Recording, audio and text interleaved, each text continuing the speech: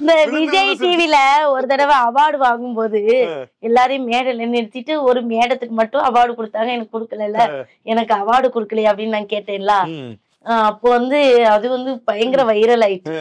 ஆனா அதுக்கப்புறம் என் கூட நடிச்ச ஆர்டிஸ்ட் இப்படி சொல்லி நீ அந்த மேடத்துக்கு ஏன்டா அவார்டு வாங்கணும்னு இருக்காதா, ஏன் இப்படி சொல்லல. அப்புறம் நான் அவங்களுக்கு போன் பண்ணி பேசினேன், மேடம் நீங்க எதுவும் தப்பா எடுத்துக்கிடாதீங்க, அந்த பாக்கியலட்சுமி சீரியல் அவங்க ரொம்ப ஸ்வீட்டா பேசிட்டாங்க, ஆனா எனக்கு அது ரொம்ப பிடிச்சு போச்சு. சோ சில இடங்கள்ல நம்மளுக்கு என்ன பேசுறோம்னு தெரியாம அதனால சில இடத்துல ரொம்ப உணர்ச்சிசப்பட்டு பேசிடுறேன். ஆனா எங்க வீட்டுக்காரர் சொல்றாரு, எம்மா நீ எந்த பிரச்சனையில போய் மாட்ட போறோம், ஒரு 10,000 ரூபாய் கொடுக்குறான்னு நீ போய் எங்கேயே போய் இன்டர்வியூன்னு கொடுத்துறாத, வீட்டுல 7:30 எழுத்துட்டு வந்துடும், செத்த கட்டாம இருந்து. இப்போ நிறைய பயம் எனக்கு பேசுறதுக்கு. இல்ல நீங்க வந்து பயப்படாதீங்கக்கா. ஏன்னு சொல்லவா, இப்போ நீங்க வந்து இதுதான் உங்க ஸ்ட்ரென்த், மனசுல பட்டதை யதார்த்தமா பேசுறது, யதார்த்தமா பேசி போலீஸ் ஸ்டேஷனுக்கு போயிருக்கூடாதுல்ல. அப்படி கிடையவே கிடையாது. உண்மையிலே அங்க வந்து எல்லாருமே உங்க ஃபேனா தான் இருப்பாங்க. அது ஐயா உண்மையிலே சில விஷயங்கள் வந்து சில மனசுக்குள்ள இருந்து நம்மள பொங்க வைக்கிற மாதிரி அங்க ஒரு சுச்சுவேஷன்ல நடத்திடுறாங்க.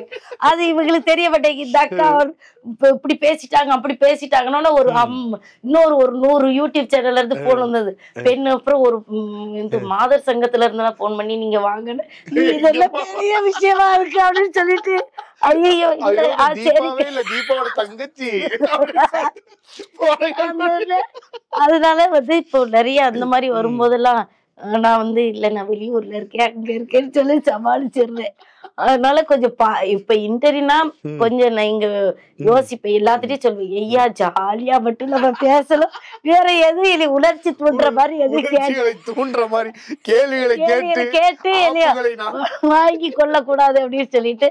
அதனால வந்து உண்மையிலேயே நாம சொல்றோம் ஐயா, இப்ப இவங்க எல்லாரும் நீங்க எல்லாரும் சொல்றீங்க தீபாக்கா நீங்க நல்லவங்க, ஆனா நான் சந்திச்சவங்கதான் உண்மையிலேயே நல்லவங்க. ஏன்னா என்னால உங்களுக்கு சில காயங்கள் வந்தா கூட அது நம்ம சரி நம்மள தெரியாம பேசுறேன் விட்டு கொடுக்குறாங்க பாத்தீங்களா. இவங்கள மாதிரி சிறந்த மனிதர்கள் யாருமே கிடையாது. அதனால வந்து என்னோட நடிச்ச கோ ஆர்டிஸ்ட் இவங்க எல்லாத்துக்கும் இந்த நேரத்துல வந்து ரொம்ப ஒன்னையும் சேர்த்துதான் நன்றி சொல்லிக்கிறேன். உண்மையிலே வந்து இந்த சிவகார்த்திகேயன் அவங்களே நிறைய சொல்லுவாங்க, ரொம்ப ஒரு ஃபேவரட்டான ஒரு.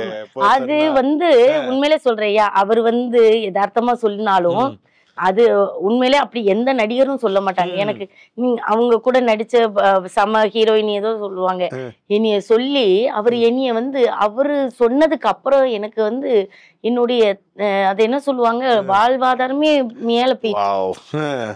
அவங்க வந்து டிவில ஒரு இன்டர்வியூக்கு சொன்னாங்க, எனக்கு தீபாக்காவை தான் பிடிக்கும்னு அந்த ஒத்த வார்த்தை சொன்னது நம்மள வந்து இப்ப எல்லாருமே ஒரு மரியாதையான ஒரு நிலையில கொண்டு வைக்கிற அளவுக்கு போயிருச்சு. அப்போ அந்த தம்பியை நம்ம எந்த நிலைமையில வச்சிருக்கணும். அது எனக்கு உண்மையிலே சொல்றேன், அவங்களாகட்டும் இப்ப சூர்யா சார் பேசுற அவங்க குழந்தைங்க போட்டோவை கூட காமிச்சாங்க, இந்த பாருங்க என் பிள்ளை நான் யூடியூப்ல எல்லாம் பாப்பேன் அப்படின்னு. இவங்க எல்லாம் பேசும்போது எனக்கு அவ்வளவு சந்தோஷமா இருக்கு. உண்மையிலே வந்து அந்த நிலைமைக்கு நம்ம வந்திருக்கோம்னா எனக்கு எவ்வளவு சந்தோஷமா இருக்கு இல்லையா. உண்மையிலே அது மறக்க முடியாத ஒரு கரெக்ட்டுக்கா. ஏன்னா எப்போதுமே நல்லவர்களுக்கு நல்லதே நடக்கும், ஆனா என்ன கொஞ்சம் டைம் எடுக்கும், அவ்வளவு டைம் எடுத்தாலையா. இவங்க அப்ப இவ்வளவு நல்லவங்க. இப்ப நம்ம இப்ப உங்களுக்கு அவரை பத்தி 1000 இது விமர்சனங்கள் இருக்கலாம் யாரா இருந்தாலும். இப்ப நீங்க சொல்றீங்க தீபாக்க நல்லவங்க, என்னையும் வந்து சிலருக்கு பிடிக்காம அதுக்கு 1000 காரணங்கள் இருக்கலாம். அது என்னோட நெருக்கமானவங்களாலும் சரி நெருக்கம் இல்லாதவங்களா இருந்தாலும் சரி. அதுக்கு வந்து சில நம்ம அதுக்கும் மூட் அவுட் ஆயிட்டே இருந்தோம்னு வச்சுக்கோங்களேன், லைஃப்ல வந்து நம்ம சந்தோஷமாவே இருக்க முடியாது. அதை நான் இப்ப உணர்ந்துட்டேன். மிந்தில வந்து யாராவது ஏதாவது சொல்லிடக்கூடாதுன்னு ரொம்ப பயப்படுவேன். இப்ப வந்து எனக்கான ஒரு வாழ்க்கை, இந்த வாழ்க்கையை நான் எனக்கு பிடிச்ச மாதிரி சந்தோஷமா வாழ்ந்துட்டு போகணும். இன்னும் மிச்சம் இருக்க போறது என்ன, இப்பவே 42 கடந்துருச்சு, இன்னும் ஒரு 50ல டிக்கெட் வாங்குறோம் 60ல வாங்குறோம் இல்ல அதுக்குள்ள அப்படியே. ஆமா நல்லா மெலிஞ்சிருக்கே இல்லையா. இந்த லைஃப வந்து எனக்கு பிடிச்ச மாதிரி எனக்கு ஆத்மார்த்தமா சில உயிர்களை பிடிக்கும், அந்த உயிர்களோட சந்தோஷமா வாழ்ந்துட்டு கடந்து போகணும்னு நினைக்கிறேன். இவன் சொல்லிட்டானா ஐயோ அவன் சொல்லிட்டானா அந்த எல்லாம் தூக்கி போட்டுட்டு அது எனக்கு பிடிச்ச ஜாலியான எனக்குன்னு சில விஷயங்கள் ஜாலியா பிடிக்கும். என்னோட தரமனை கும்பிடுறதா இருக்குல்ல, நான் வந்து ஒரு உயிரை நேசிக்கிறதா இருக்கட்டும், ஏதோ எனக்கு பிடிச்சது அப்படி என் வாழ்க்கையை நான் அதுக்கு வந்து அடுத்தவங்க எத்தனை விமர்சனங்கள் சொன்னாலும் இனிமே அதை வந்து காதுல வாங்கி, ஏன்னா நான் அந்த பருவத்தை கடந்துட்டேன்.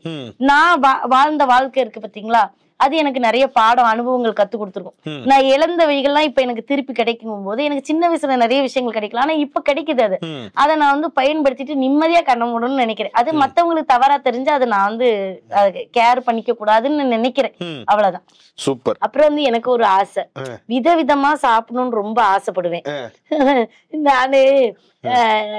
இப்போ வந்து இங்க இந்த மால்னு சொல்றாங்க இல்லையா, நான் வாலிப பருவத்துல ஒரு தடவை எங்க அப்பா மாலுக்கு கூட்டிட்டு போயிருந்தாங்க. நாங்க இது வரைக்கும் பார்த்ததே இல்ல. இந்த அப்பவே அந்த ஏணிப்படி எல்லாம் ஓடும் ஐயா, அத பார்த்தது இல்லையா. அப்ப வந்து எல்லாரும் இப்ப இந்த பிங்கர் சிப்ஸ்ன்னு சொல்றீல, அதை எல்லாரும் சாப்பிட்டுக்கிட்டு இருந்தாங்க. எனக்கும் அதை சாப்பிடணும்னு ஆசை, அது பேர் என்னன்னு தெரியாது. ஏன்னா நம்ம யார்ட்டையும் கேட்க முடியாதுல்ல, எப்ப எனக்கு அது வேணும் அது வேணும். எங்க அப்பா இருக்காருல, பெருக்கு அஞ்சு வடை சுட்டு வச்சிருந்தா கூட அது கடைக்கார வச்சிருக்கு.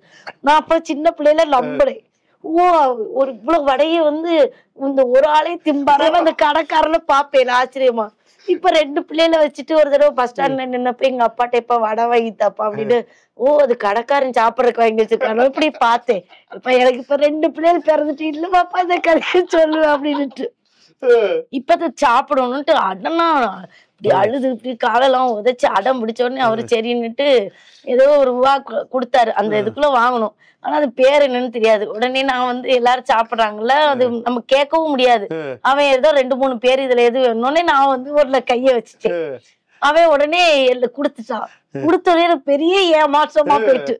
ஏன்னா அவங்கெல்லாம் ஒல்லியா நீளமா சாப்பிடுறாங்க, எனக்கு கொடுத்த உருளைக்கிழங்கு 4ஆ வெட்டி அதை வேக வச்சு தந்த. இத வீட்லயே வேக வச்சு தின்றுப்பேன்.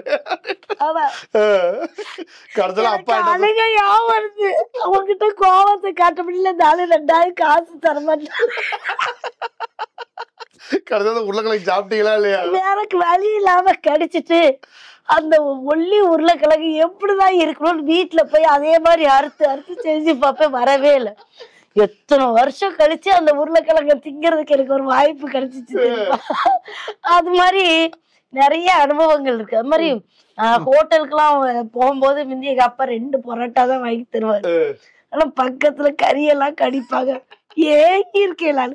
சிலரு நாங்க வந்து எங்க அப்பா வந்து கடைக்கு கூட்டிட்டு போக மாட்டாரு, அதனால காய்ச்சல் பாம்போ அப்படி தொட்டு பார்த்துட்டு காய்ச்சல்லாம் இல்லப்பா காய்ச்சல்னாலே டாக்டர்கிட்ட போய் ஒரு ஊசி போட்டா அன்னைக்கு எங்களுக்கு 2 பரோட்டா கிடைக்கும். அதாவது காய்ச்சலுக்கு மருந்து பரோட்டா. நாங்க மருந்தே குடிச்சிருக்கோம் பரோட்டாவுக்காக. அப்ப இல்ல இது அந்தால சரின்னு சொல்லிட்டு அன்னைக்கு 2 பரோட்டா கொடுப்பாங்க. அப்ப நம்ம பக்கத்துல உள்ளவங்கள கறி கடிப்பாங்க. அந்த மாதிரி நம்ம ஆர்டர் பண்ணி சாப்பிடுறதுக்கு எத்தனை வருஷம் ஆயிருக்குன்னு பாத்தீங்களா. அப்போ இதெல்லாம் ஒரு சந்தோஷம். அது அப்ப கிடைச்சிருந்தா கூட அது அவ்வளவு ஆனந்தமா இருந்திருக்குமோ எனக்கு தெரியல. இப்ப வந்து நம்ம ஒரு 10 பேருக்கு ஐயா சாப்பிடுங்க என்கிட்ட ஒண்ணு உண்டு. நான் என்ன சாப்பிடுறோன்னா என் கூட இருக்கிறவங்க எல்லாரும் அதேதான் சாப்பிடணும்னு நினைப்பேன். அந்த மாதிரி ஏன்னா அது ஏங்குனவங்களுக்கு தான் தெரியும். அதனால இப்பவுமே வந்து வெளிநாட்டுக்குலாம் கூட்டு போவாங்க. நான் கூட சொன்னேன் சிவகார்த்திகேயன் சார், அதுல வந்து இந்த பிஷ் பிங்கர்னு ஒண்ணு கொடுத்தாங்க. அது எனக்கு ரொம்ப பிடிச்சிருந்தது. அது வந்து அதுக்கப்புறம் அவங்க பர்த்டே அன்னைக்கு அவங்க மனைவிட்ட வந்து அவங்களுக்கு அது ரொம்ப பிடிக்கும்னு சொன்னாப்ல. அப்ப அது தீபாக்காக்குன்னு அது மட்டும் வாங்கி தின்னேன். எனக்கு மறக்கவே முடியாது. அவங்க ஃபேமிலியே என்னால மறக்க முடியாது. அது மாதிரி சூரி தம்பி ஒரு சி தமிழ்ல வந்து சொன்னாப்ல எங்க அக்கா நல்லா இருக்கணும் அப்படின்னு சொல்லி. இந்த மாதிரி சொல்லும் போது அவங்க மேல இருக்கிற மரியாதை இன்னும் அளவு கடந்து அதிகமாயிருது.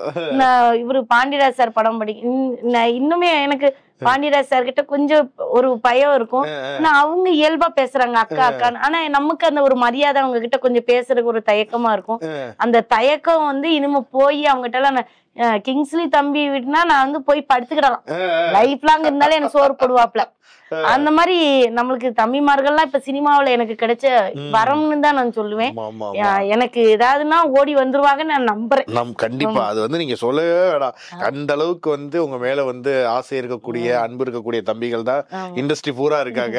அண்ட் இப்போ அதே மாதிரி சொன்னீங்கல்ல, இதே மாதிரி சின்ன வயசுல நம்ம ஒரு ஏக்கமா பார்த்த விஷயம் அது நம்ம வாங்கி சந்தோஷமா இப்ப ஏதாவது ஒரு பொருள் கேட்டிருப்பீங்க. ஃபார் எக்ஸாம்பிள் ஒரு சைக்கிளா கூட இருக்கலாம், இல்ல ஏதாவது ஒண்ணு கேட்டு அப்படி எதுவுமே நான் வந்து இந்த சாப்பிடறதுதான் சின்ன சின்னதா அப்பாட்ட கேட்டிருக்கேன் ஒழிய மத்தபடி இது வேணும் அது வேணும் இப்ப வரைக்கும் நான் ஆசைப்பட்டது கிடையாது. அப்படி பெருசா அந்த பாக்குறதெல்லாம் நம்ம ஆசைப்பட்டு நம்மளுக்கு வந்து அந்த டைம்ல அந்த நாக்கு சுவை கொஞ்சம் அடிட்டு உண்டு. மத்தபடி இப்போ வந்து ஒருத்தவங்க நகை போட்டிருக்காங்க அதே மாதிரியே நம்ம போடணும் அப்படின்லாம் நான் ஆசைப்பட்டதும் கிடையாது. அதே மாதிரி அவங்க கார்ல போறாங்க அதே மாதிரி கார் வேணும் அப்படின்னு ஆசைப்பட்டது இல்ல. இப்ப நம்ம கார்ல போனோம்னு வச்சுக்கோங்களேன், என்னைக்கு நான் தனியா போனே ஆசைப்பட்டேன். எங்க ஃபேமிலி ஃபுல்லா உட்காந்து எல்லாம் மடிக்குள்ள இடிச்சுக்கிட்டு அது ஒரு சந்தோஷம். ஒரு இடத்துல இறங்கும் போது ஜாலியா சிரிச்சுக்கிட்டு சத்த காடா இருக்கும். அது வந்து கொஞ்ச நேரம் நீ என் மடியில உட்காரு நான் உன் மடியில உட்காரு மாறி மாறி உட்காருவோம். நாங்க கோயில் கொடைக்கு போகும்போது கூட அப்படிதான் போவோம். அது ரொம்ப பிடிக்கும். சில நேரங்கள்ல வந்து எங்க வீட்டுக்காரரோட அந்த கார்லயோ பைக்லயோ ரொம்ப நேரம் தனியா போவேன். அது வந்து ஒரு காத்து முதல் அது காதல் அப்படி இல்ல போறது இல்ல. அது வந்து அப்போ வந்து ஒரு ரொம்ப மனசு விட்டு பேசும்போது அந்த ஒரு சந்தோஷமா இருக்கும். ரொம்ப சந்தோஷமா இருந்தாலும் அந்த டிராவல் பண்ணணும்னு ஆசைப்படுவேன். ரொம்ப கவலையா இருந்தாலும் அந்த டிராவல் பண்ணணும்னு ஆசைப்படுவேன். ரொம்ப கவலையா இருந்தாலும் அந்த போயிட்டு வர்றதுக்குள்ளே எல்லாம் அழுது தீர்த்து அந்த வரும்போது சந்தோஷமா வந்துருவேன் திருப்பி. அப்போ வந்து தட்டுல சோறு போட்டு சாப்பிட்டேன்னா முழு திருப்தி ஆயிருவேன். இவ்வளவுதான் நம்ம லைஃப். எனக்கு என்னன்னா இந்த கிடைச்ச ஒரு வாழ்க்கைய வந்து எனக்கு பிடிச்ச மாதிரி நான் வாழ்ந்துட்டு போகணும். இது ஒண்ணுதான். மத்தபடி எந்த ஏக்கமும் அவங்களுக்கு இது கிடைச்சிருச்சு இவங்களுக்கு இது கிடைச்சிருச்சு அப்படியெல்லாம் நினைக்க மாட்டேன். சூப்பர். இப்போ என்னதான் வந்துட்டு நம்ம அந்த கல்யாணம் அதெல்லாம் தாண்டி ஒரு பருவம் வந்து பிள்ளைங்க வளர்ந்து இது பண்ணாலுமே நமக்குள்ள ஒரு இன்னர் சைல்டு உள்ள ஒரு குழந்தை உங்கள்கிட்ட இருக்கக்கூடிய ஒரு குழந்தைத்தனமான ஒரு விஷயம் இது வந்து இதுட்டு ஒரு பழக்கம் இருக்குப்பா இது. ஆனா அது குழந்தைத்தனமா இருக்குன்னு என் ஹஸ்பண்டும் திட்டுவா அப்படி இல்ல எங்க மாமியாரும் சொல்லுவாங்க. அந்த யாருமே சொல்ல மாட்டாங்க. ஏன்னா எங்க வீட்டை பொறுத்த வரைக்கும் ஒரு பொம்மை குட்டி மாதிரிதான் எல்லாம் இருந்துகிட்டு இருக்கு. ஆனா நிறைய பொறுப்புகள் வரணும்னு நினைக்கிறாங்க. இவங்க நினைக்கிறாங்கல்ல நான் வந்து இருந்ததுக்கு இப்ப எவ்வளவு பொறுப்பா மாறிட்டேன். இன்னும் மாறினேன்னா தீபாவாவே இருக்க மாட்டேன். அதுல ஒரு அழகு இருக்காதுன்னு நான் நினைக்கிறேன். ஆனா அது வந்து அவங்க இன்னும் என்ன மாத்துறாங்க. இன்னும் மருமக வந்தா உன்னை என்ன சொல்லுவா அதை சொல்லுவா இதை தெரிஞ்சுக்க அதை தெரிஞ்சுக்கிறது ஐயோ அப்படின்னுட்டு அது மாதிரி. இப்ப என்ன கேள்வி கேட்டாங்க? எனக்குள்ள குழந்தைத்தனமா எனக்குள்ள பெரிய மிருகமும் இருக்கா. உலகத்துல குழந்தைத்தனமான இந்த குழந்தையாவே வச்சுக்கிட்டு இருந்தா என்ன மாதிரி நல்லவ யாருமே கிடையாது. எனக்குள்ள இருக்கிற மிருகத்தை தூண்டி விட்டாங்கன்னா எனக்கு ரொம்ப கோவம் வந்துட்டுனா ஒரு மாதிரி படப்படப்படன்னு கையெல்லாம் நடுங்கும் கண்ணெல்லாம் கலங்கிட்டு பயங்கரமா கத்துவேன் கிடந்து. அது வரவே வேண்டாம்னு நினைக்கிறேன். அவன் அப்படியே உள்ள பேரட்டும் அப்படின்னுட்டு அதனால இந்த மாதிரி குழந்தையாவே நீ வச்சுக்கிட்டு நான் சந்தோஷமா இருப்பேன். எனக்கு எல்லாத்துக்கும் உள்ள ஏத்திக்கிட்டு அதை வந்து மண்டைக்குள்ள வச்சுக்கிட்டு அப்படி இருக்க விருப்பம் இல்ல. ஜாலியா இருந்துட்டு போகணும். இந்த குழந்தைத்தனமே இருந்துட்டு போகணும்.